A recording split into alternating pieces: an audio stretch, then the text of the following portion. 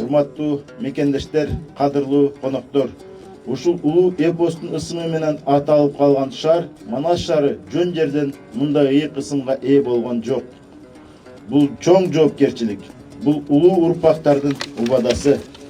Биз бул шаарга жашаган ар бир жаран, ар бир мекеме, ар бир тарбиячы, мугалим жана коомдук ишмер Манастын атын алып жүргөн шаардын тургундары катары ушул ысымга татыктуу болууга, анын мазмунун жашообузда ишке ашырууга милдеттүүбүз.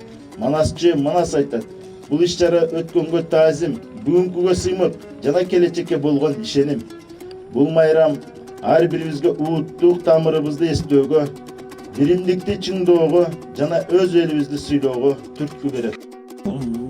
Айтып өңүл буруңул так ошондо жанага каскактың эчен элөтүп, кайгылдың эчен шеллөтүп, бир кезекте сурасаң.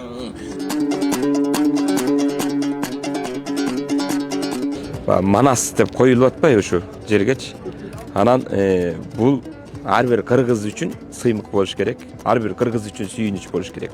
Манас атабыз биздин тегибиз да, бир кыргызда бир эле чоң уран болгон, ал Манас. Манастын астында биригип, тирүү болсок бирдеңде, өлүү болсок бир ойдо деп, кыргыз баласы ошол кайсы кылым болбосун, кайсы доор болбосун, Манастын астында бириккен.